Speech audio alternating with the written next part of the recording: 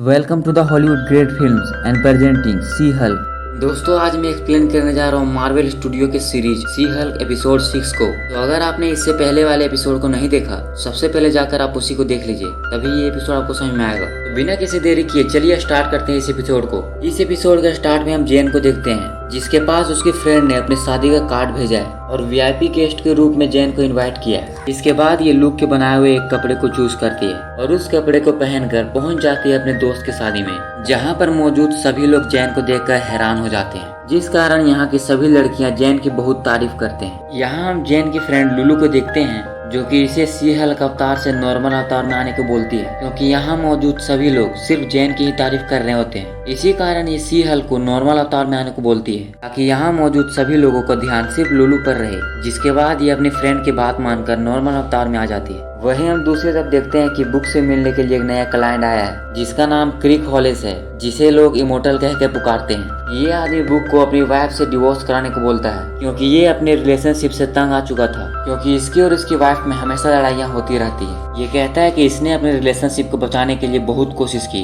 पर असल में दिल हो या शीशा टूट ही जाता है। ये सब डायलॉग बाजी करते हुए ये अपने आप को बहुत अच्छा बताता है और कहता है कि इसने इस रिलेशनशिप से तंग आकर ड्रग्स से टकराकर खुदकुशी करने की कोशिश की, पर इसका इस पर कोई फायदा नहीं हुआ, क्योंकि ये एक इमोर्टल है। पर बुक और निकी इसकी बातों पर बिल्कुल भी यकीन नहीं कर रहे होते हैं, इसीलिए इमोर्टल खिड़की से छलांग लगा देता है। और जब ये लोग उसे देखते हैं तो रियल में इसे कुछ नहीं होता है, जिसे देखकर ये लोग बहुत हैरान हो जाते हैं। और अब इन लोगों को यकीन हो गया है कि ये एक रियल में इमोर्टल है। दरअसल इमोर्टल हजारों साल जी सकते हैं और वो कितनी भी मरने की कोशिश कर ले, उन्हें कुछ नहीं होता है। वहीं दूसरी ओर हम जेन को देखते हैं, क्योंकि इस पार्टी में टाइटेनिया को देखती है। जिसके बाद जेन टाइटेनिया से पूछती है कि तुम यहाँ क्यों आई हो और तुम्हें यहाँ किसने इनवाइट किया। जिसके जवाब में टाइटेनिया कहती है कि ये लड़के के बेस्ट फ्रेंड के साथ डेट कर रही है। पर जेन को पता था कि टाइटेनिया यहाँ पर इससे बदला लेने आई है, इसीलिए ये लुलू से कहती है कि टाइटेनिया मुझसे बदला लेने आई है। पर लुलू इसके बात पर बिल्कुल भी यकीन नहीं करती। जिसके बाद ये बाहर चली जाती है। जब ये यहाँ पर बैठी थी तभी यहाँ पर एक लड़का आता है, जिसका नाम जोश होता है। दरअसल जोश लड़के की तरफ से यहाँ आया है और ये जेन से बात कर कर इसे फ्रेंड बनाना चाहता है। जेन भी इसके फ्रेंड बन जाती है। और जब इन लोगों में बातें हो रही थी तभी यहाँ पर लुलू आती है और जेन को कुछ काम देती है, क्योंकि इसके कुछ स्टाफ यहाँ से चले गए थे, इसीलिए लुलू जेन की मदद चाहती है। सीन शिफ्ट होने के बाद यहाँ हम बुक, निकी और इमोर्टल को देखते हैं, जो कि उन लोगों के साथ बैठे होते हैं जिनको इमोर्टल ने धोखा दिया है और किसी न किसी कारण से इन सभी लोगों को आर्थिक हानि पहुंचा है। इस कारण ये सभी इससे बहुत गुस्सा होते हैं। दरअसल ये 8 बीवियों से शादी कर रखा था और जब इमोर्टल का उसकी वाइफ से लड़ाई हो जाता था तो ये किसी न किसी ट्रक से जा टकराता था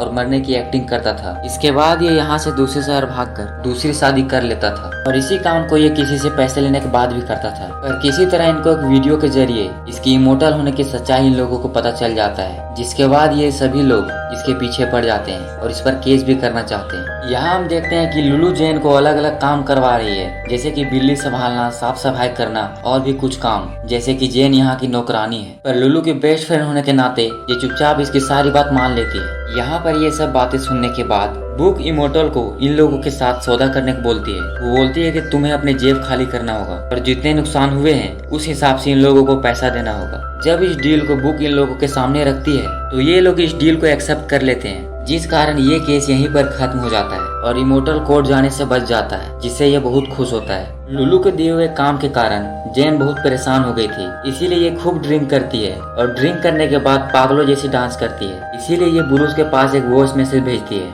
जिसमें ये ब्रूस को कॉल बैक करने को बोलती है। तभी यहाँ पर जॉस आता है और जेन को ड्रिंक करने से मना करता है। जिसके बाद ये जेन से पर्सनली बातें करने की कोशिश करता है। एक्चुअली जॉस जेन को अपना जीएफ बनाना चाहता था। जिसके बाद जेन इसे बताती है कि ये अकेले ही बहुत खुश है और उसे किसी की जरूरत नहीं है। तभी इसके पेट में कुछ होता है और जब ये बाहर जाती है तो ज्यादा शराब पीने के कारण ये वहाँ पर वोमिट करने लगती है। तभी यहाँ पर टाइटेनिया आती है और जेन को बहुत जोर से हिट करती है, जिस कारण ये दूर जाकर गिरती है। जेन फिर भी शांत रहती है और टाइटेनिया के बार बार ललकारने पर ये सी हल्क में बदल जाती है और टाइटेनिया को जोर से हिट करती है। यहाँ पर इसका भाई चैड भी होता है, क्योंकि ये वेडिंग मैनेजमेंट संभालता है। यहाँ पर इनके बीच जबरदस्त फाइट चल रही होती है, जो कि बहुत ही फनी और एंटरटेनिंग था। सी हल इसको उठाकर दूर फेंक देती है और जब ये सी हल की तरफ बढ़ती है तभी फर्श में पड़े शीशों के कारण ये फिसल जाती है और फर्श में गिर जाती है, जिस कारण इसके दांत टूट जाते हैं और इसका पूरा फेस खराब हो जाता है और इसी बेइज्जती के कारण ये यहाँ से चली जाती है। जैन और टाइटेनिया की लड़ाई के कारण यहाँ की कुछ चीजें टूट चुकी होती है और फर्श भी खराब हो चुका होता है और इसकी पार्टी की ये हालत देखकर लुलू इसकी तरफ बढ़ रही होती है और लुलू भी नशे में होने के कारण सी हल्क को अपना फैन बताकर इससे गले लग जाती है। यहाँ जब निकी और बुक आपस में बात कर रही थी तभी हमें यहाँ पता चलता है कि मिसेस बुक की मैरिज हो चुकी है और उसका एक बेटा भी है। जिस बात को सुनकर निकी बहुत हैरान हो जाती है क्योंकि इससे पहले मिसेस बुक ने इन लोगों को कुछ नहीं बताया था। कुछ देर बाद ये लोग जब कंप्यूटर में इमोर्टल की छत से कूदने वाली वीडियो देख रहे थे